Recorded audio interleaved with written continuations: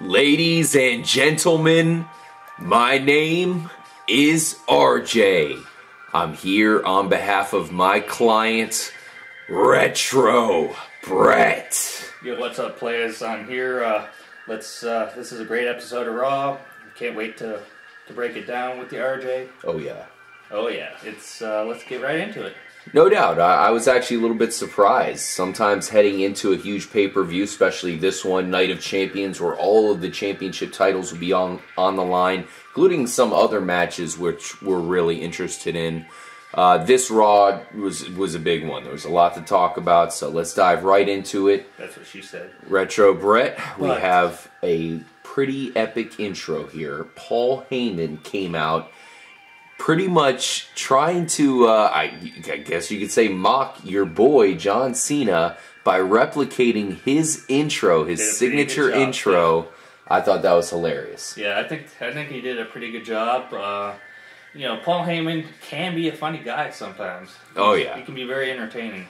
So he comes out impersonating John Cena, but there was no sign of Brock Lesnar. And we all know that last week's Raw was John Cena had said that if Brock Lesnar didn't show up to this week's Raw, then he was going to beat Paul Heyman's ass. I don't think any of us really expected that.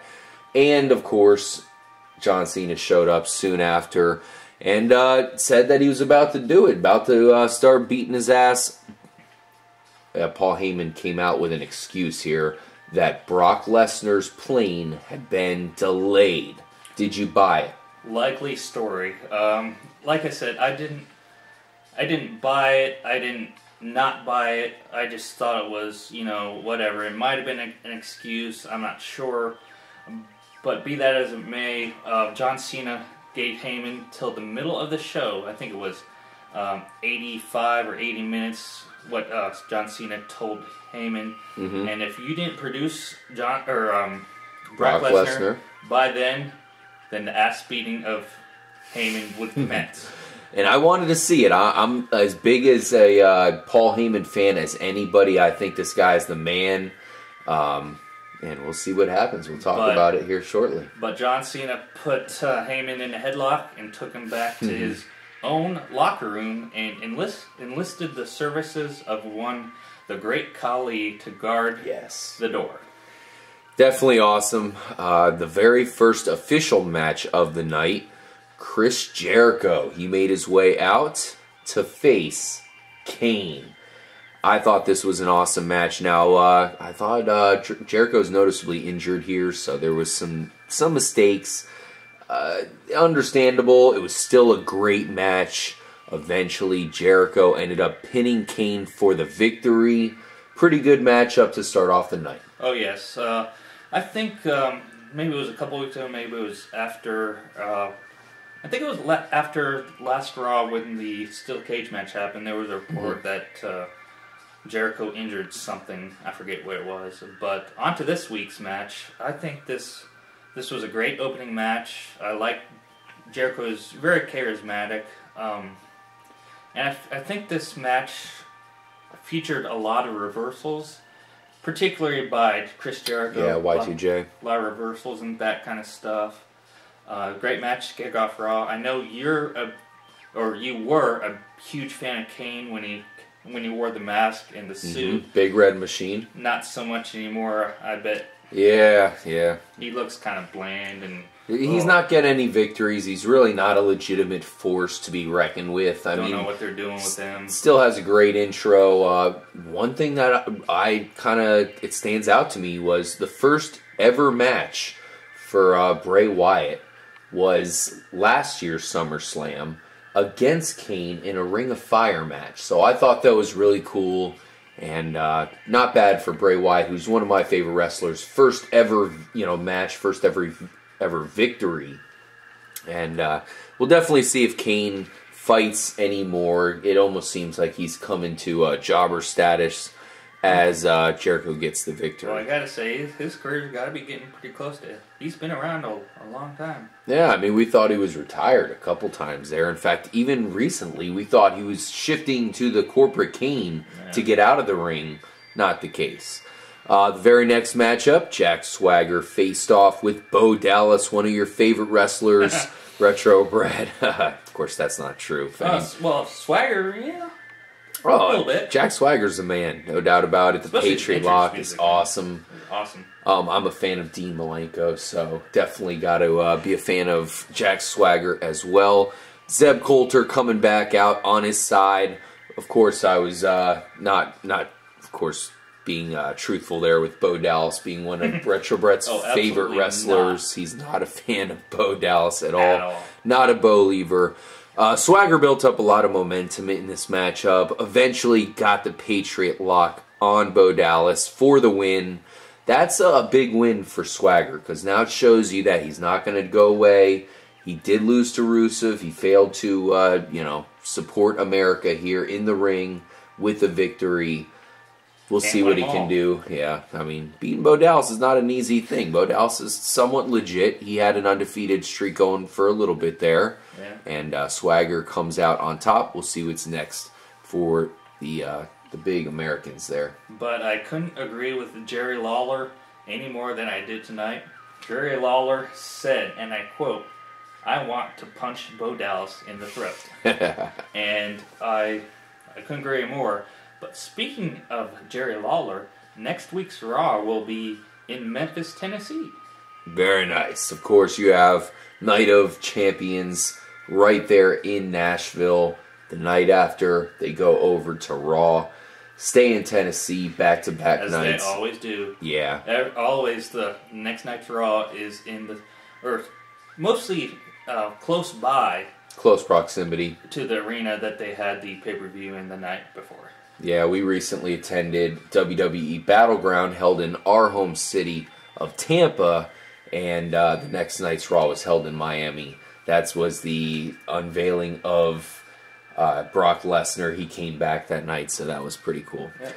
We had Paige and Nikki team up to face off against AJ and Brie.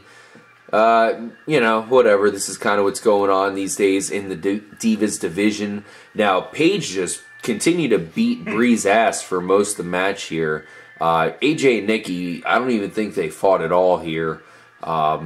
Basically, Paige showed some force. She ends up winning. She showed off the Rampage for the win. And maybe this is showing that Paige is a pretty respectable Diva champion here. Well, yeah, she is a respectable Diva champion. She's got the pedigree. Definitely. But when you're talking about Nikki, you said Nikki didn't show up in the match that much. Well, no, she didn't, but she made her presence felt throughout the match. She started off and she retreated immediately. Yeah, but she also, when Brie was about to tag in AJ, Nikki knocked AJ off the ring apron and true. Took her out of commission. Yeah. But I want to go back for the last month and talk about this Nikki Brie sisters feud. Now, I'm glad the Divas division actually has a storyline, but it sucks. It's awful. You could see it coming. I mean, obviously the twins, they've got to fight at some point. Sure. But especially with the reality show. I gotta say this. I don't care if it's storyline. When you tell your sister, I wish you died in the womb. Too far. What the fuck is up with that? That's just way too far. I agree. Never should have been said. That's just way too far. And that's one of the things about. It's few and far between, but when they go too far like that, I'm just like, oh my god. It's rough, man. It makes you wonder who's writing this stuff sometimes. We're both huge wrestling fans, die hard. We watch, we're big football fans, but even us, we'll make sure to have Raw on the TV at all times. This disappoints us when they go too far, and they do it sometimes, rarely. Rarely, In this case, we say they go too far. We'll see what happens next with the Divas. I agree with you, Retro Brett. And I appreciate you speaking up about that. Let's move on here. We had Bray Wyatt came out and gave an absolute killer promo here. Man, this guy is the man. I know we say it a lot around here. Killer promo. Yeah, awesome. Can't wait to see him fight at the Night of Champions. Now, we showed, or they showed Paul Heyman backstage. This guy does a great job at looking scared shitless. Maybe better than ever tonight, as he definitely looked like he was scared back there. Perhaps giving us a clue that Brock Lesnar was not on the way at all, and he was bullshitting. We'll see what happened. Well, yeah, I definitely agree with you. He gives a great impression of being scared shitless and being the wimpy, cowardly guy that he is, but only to come back later and turn the tables on someone and come up with a masterful plan. But I think this backstage segment, there's a backstage segment that happened that Heyman couldn't get cell phone reception in the locker room. Mm-hmm. So he came out and tried to talk to Great Khali a little bit and say, hey, I'm just going to stand over there. You can watch me. I'm just going to try to get cell phone reception. And the Great Khali proceeded to take his cell phone, smash it on the ground, and stomp on it. Yes. But I was picturing, maybe Paul Heyman would manipulate the Great Khali into fighting Cena for him. I was thinking that might go down, but it didn't, so... Yeah, it seems like the Great Khali is pretty loyal to John Cena at this point. Well, he can't speak English, so that has something to do with it.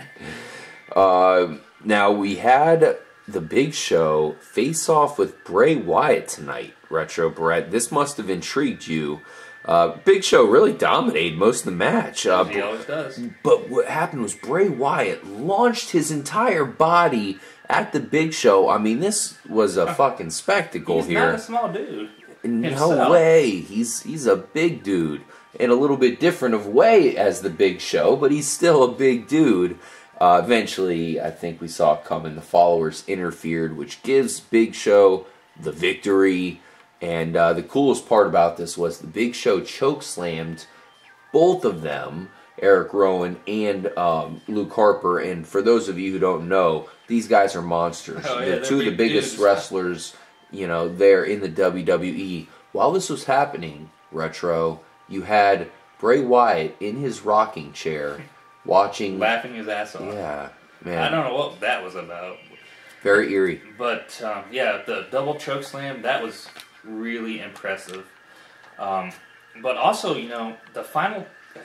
I forgot what Big Show calls it. The move is the final cut. Someone called it the final cut. Mm-hmm. And we haven't seen that in a long time.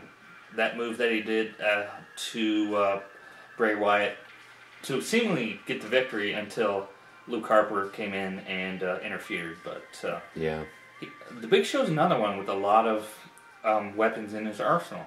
So no doubt. As long as he stays healthy, I mean, I'm surprised to see him look so good here. Definitely excited to see more from the Big Show. He looked great here. And Bray Wyatt is truly a, superstar here. Definitely one of the best wrestlers going.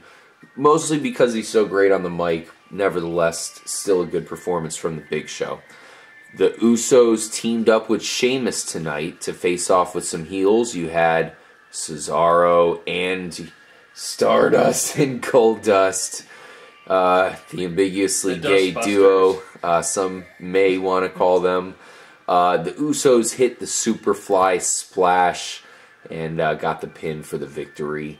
Really fun match here as it got into a cool little section there where everybody was doing their finishers and huge moves. That often happens when leading up to a pay-per-view.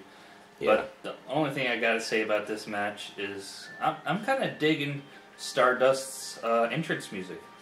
Yeah, I've liked their theme for a while, for sure. Well, I mean, we've had Goldust entrance music, but I think Stardust has a little bit of drums in there, a little bit of guitar maybe. I definitely deem it iPod worthy, for sure. Cena grabbed Heyman, dragged him all the way out into the ring.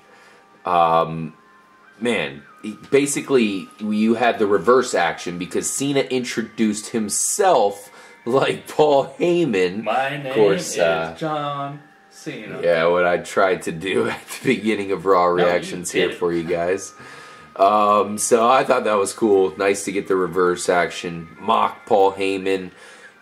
Cena said that he was not going to beat Paul Heyman's ass because he didn't want to come off as a bully, kind of a cop-out. But then Brock Lesnar made an appearance. Basically, Paul Heyman kind of called for it. Eventually, Lesnar came out, and then it went down right off the bat, Retro. We saw John Cena fall victim to the German suplex, of course, at SummerSlam. German suplex after suplex after suplex. Wow. 16 of them at SummerSlam. We saw it happen right away. Your boy was not looking too good here. No, I thought he was down and out. But anyways, when Cena dragged him to the ring. He fought back. No, dragged him to the ring. We thought the sorry guys, we're cracking up. But we thought the ass beating was gonna commence. But it turned out not to be the case. Heyman turned the tide and turned the he turned the table. All right. Yeah, but John Cena definitely looked like he could now definitely have a chance to win against the vaunted Brock Lesnar here at Night of Champions. I thought we were going to see another ass kicking, but this might also be a red flag that they make John Cena look somewhat formidable here, even though he could get the same exact ass whooping all over again. I don't think so. I think it's definitely not going to be the same as last month, but I don't think it's going to be that different. But it's not going to be the same. Really? Cena definitely looked strong, and he looks ready. Absolutely, he does. He looks great, man, and he has been looking that way the past couple weeks. Now, we will be doing a WWE, of course, Night of Champions preview immediately following this, so make sure to watch out for that, guys, as we'll give you all of our predictions. We'll put it on the line, and we'll see what happens that night. Of course, we will also bring you our recap. We'll make sure to watch out for that. Naomi defeated Cameron, Retro Brett. Good to see these girls back. Haven't seen them for a while. Damien Mizdow teamed up with The Miz to face off with Dolphin. His new stunt double, R. Ziggler, of course, is R-Truth. No sign of Lil Jimmy, but The Miz did hit Sandow. Then he got nailed. Of course, he hit his stunt double there. But he got nailed by the zigzag. Dolph wins. And you'll have a rematch there. Once again, Night of Champions. We'll give you our prediction here on this next episode. Make sure, guys, to watch out for that. We'll release that one the same day. This one, of course, will be up in the morning time. And we'll put out the preview for the event, Night of Champions, in the evening. So watch out for that, as that's pretty much the schedule. Every pay-per-view, we got your guys back on that preview. Roman Reigns versus Seth Rollins. Didn't expect to see a rematch here so fast, but it happened. Of course, a battle of former Shield foes. Raymond speared Rollins for the victory and the pin. What did you think about the match? I thought it was unique seeing as we're going to see the same match at Night of Champions, but it was a good match. It was a good match. Definitely. Roman Reigns looked like a boss. Well, he always looks like a boss, so. No doubt about it. And once again, we'll have to get into that for our predictions. Did Roman Reigns win this one so Seth Rollins can come back and pull off some shady stuff like we all expect? He's basically coming out and being an underhanded fighter nowadays.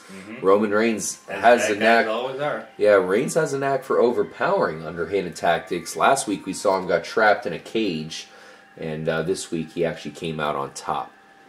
To finish it off, guys, let's talk about Mark Henry. He clashed with Rusev at the end of the night. The American flag ended up being raised, as I predicted. I was watching it with fellow Trippy commentator Mike. He's a big Rusev fan, and I was telling him, I was like, Rusev's going to come in and whoop some ass. I can feel it. Mike was like, nah, Mark Henry's too much of a beast. He's not going to be able to take an ass whooping. Sure enough, as Mark Henry it was doing like the Pledge of Allegiance or something there. Yeah, he was. You hear the Rusev music hit. Rusev comes out, or actually no, that happened before. Rusev already came out. He started it with Rusev ringside with Lana. Basically, they were talking back and forth for a while. Eventually, Rusev does come into the ring, try to get him with the camel clutch, aka the accolade, or the acolyte there. And Mark Henry busted out of it to show that he wasn't going to go down without a fight, and he fought out of it.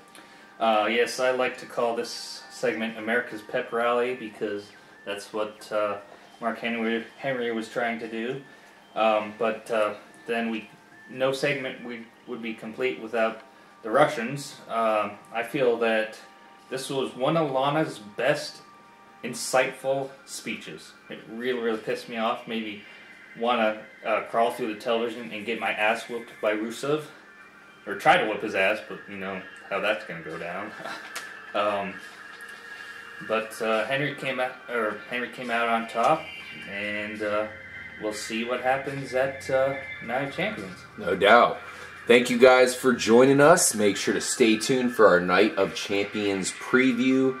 And definitely want to give a special shout out to our boy C-Dub. He is currently off the airwaves, but we'll try to let you guys know when he'll be back on as soon as possible. He has a lot of wrestling knowledge, and I'm sure you guys are going to want to look out for that as soon as he gets back on the air.